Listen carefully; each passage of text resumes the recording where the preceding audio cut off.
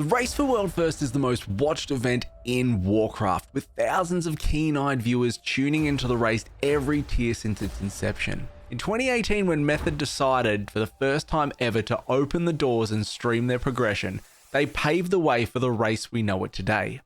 They killed Gahoon with some 200,000 viewers glued to the Method stream for that final moment. This tier was something that we had never seen in Warcraft before. An unknown guild from Wildstar entered the scene and arrived at the final boss before the 9-time winner's Method. With that, the Race for World First as we know it Thanks was for kiting born. in 3, 2, 1. Out of all the live stream WoW events like AWC, MDI, and TGP, nothing has had anywhere near the same amount of viewership as the race. And to understand how we got here, we have to credit those who started streaming their progress when it was unheard of. The CN Guild Alpha, Future, and BDG, who all streamed progress back into Sargeras, and although they weren't world first contenders, it showed Method the potential for viewership and pushed the narrative to what Method would go on to expand and explode. As more top-level guilds attempt to get involved in streaming the race or elevate their positions, the viewership gets further splintered, and as a result, the workload for these raiders increases due to the increased competition. However, the compensation model hasn't increased at the same rate that we've seen the competition grow.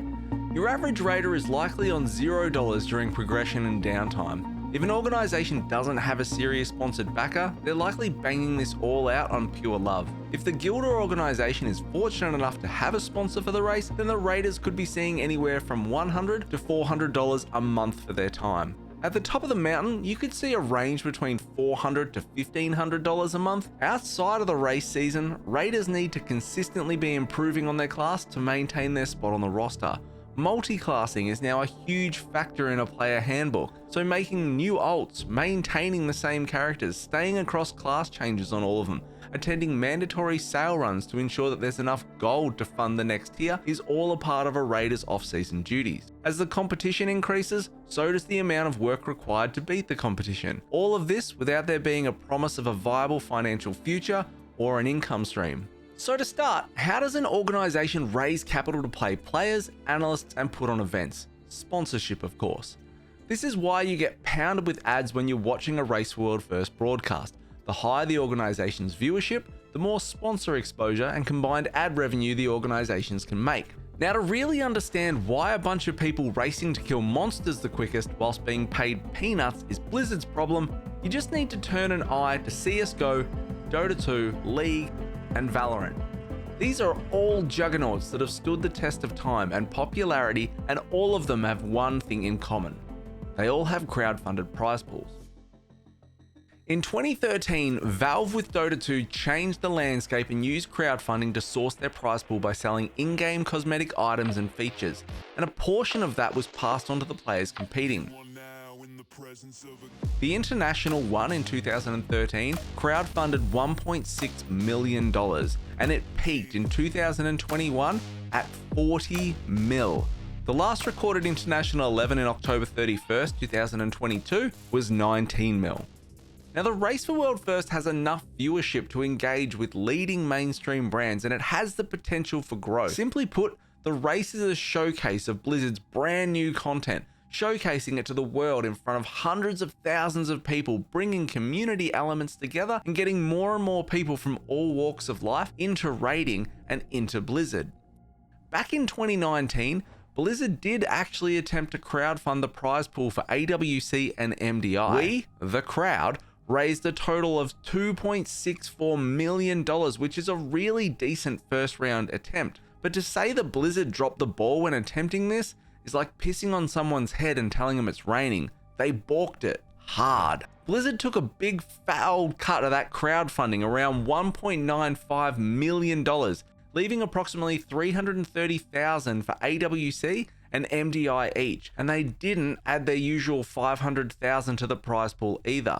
Basically, the community paid for both events, Blizzard walked away with a profit, pissed off the whole community, and if you'd ever like a case study for how not to conduct a crowdfund, here it is. I talked about today on my stream. Originally, I was very skeptical about the idea that Blizzard effectively used the players' goodwill in supporting the competitors in these events to end up subsidizing the tournament, and the way Blizzard wouldn't have to pay anything. And it turns out that, unfortunately, that's the case. Recently, the AWC was announced for Dragonflight Season 2 with 400,000 USD prize pool being offered, with 300,000 split between the 4 final teams. But really, 330,000 USD for AWC in 2019 via crowdfunding, and now in 2023 we're at 400,000 USD. Blizzard are on some cooked inflation line. This is of course from an organization that made $5.73 billion in profit in 2022.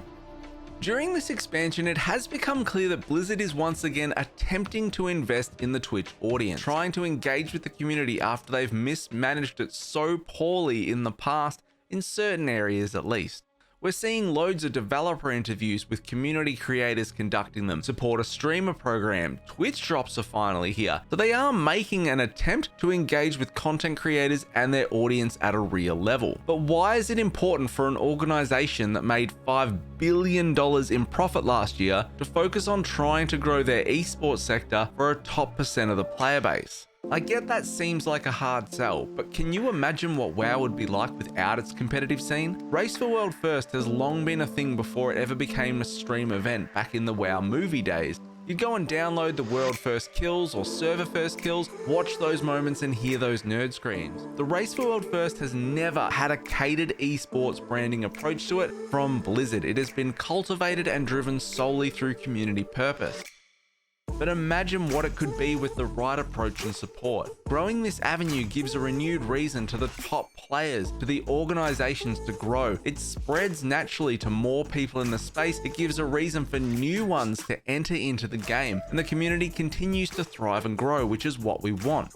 WoW has always been a staple game that has stood the test of time for 18 years, but it has fallen so short to provide a real esports avenue that actually holds up to any of the other mentioned games. And I honestly believe that Race for World First brings real hope to be able to change that. The fact is that getting into the MDI, AWC, Race for World First takes a lot of time. Without continued incentive and support in the space for it to grow, we're likely always going to see those pillars from EU and NA in Method, Echo, and Liquid dominating the space without the real capability for any brand new real contenders to enter. Combine that with fewer players entering the space anyway at the high level scene as they chase down pro scenes in Valorant, CSGO, and League, it could mean eventually that Race for World First just fizzes out to a shadow of its former glorious self. Change how we approach this thing, you know, how we approach Race for First, because this is not I don't want to do this like this again, you know.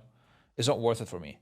Swinging back to that one time that Blizzard failed horrifically at crowdfunding, at the bottom end of that entry-level attempt, $2.64 million, split between the top 10 guilds, average 26-person sort of roster with players and coaches, 260 people at an even split would have got $10,153 each. Now, if you apply your pie-in-the-sky dreams of Dota 2's top crowd-funded $40 million, that'd be $153,846 per player at an average even split to the top 10 guilds. Now, Blizzard could utilize things like the Battle.net launcher to boost organizations and guilds in front of viewers during these events. Blizzard could rotate the top 10 guilds on the leaderboard via the launcher, attracting even more eyes and hopefully new eyes to the event and their brand new content. This does come as a double-edged sword for Blizzard though. If they took this on, they would accept all social responsibilities for what content is being promoted via their application. I'd love to see the prize pool extended out to the top 10 guilds. I feel like this would attract new sponsors,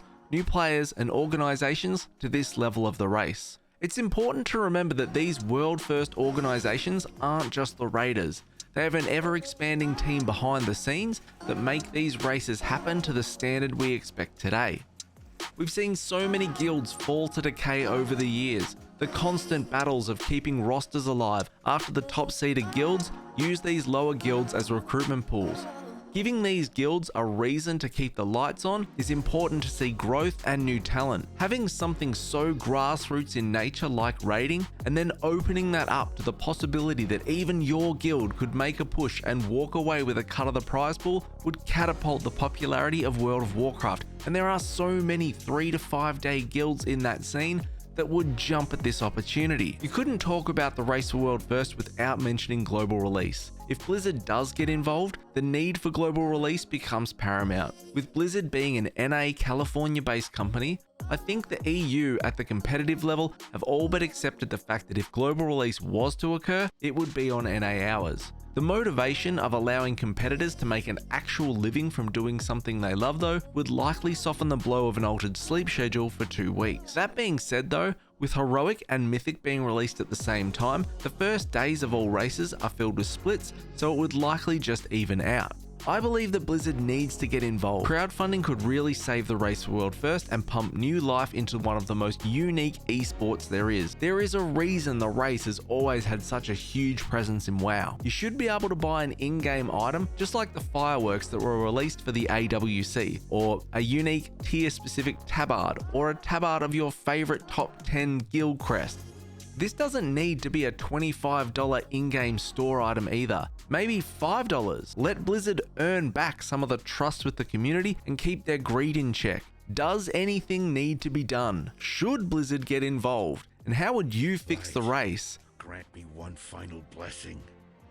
Give me the strength to shatter these bonds.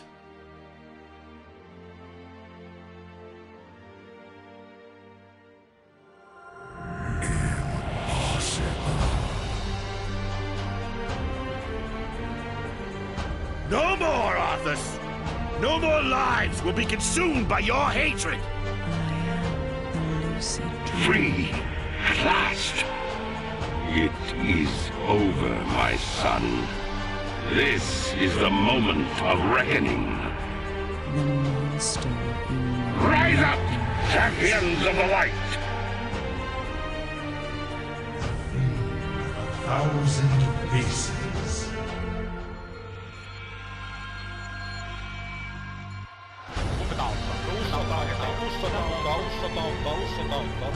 Now I stand alive before the lands, and they do not fear. They cannot fear.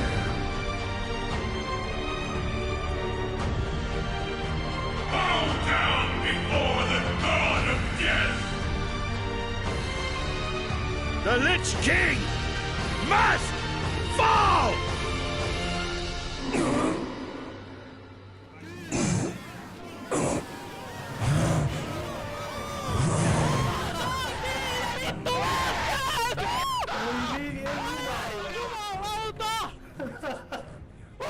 Vitor,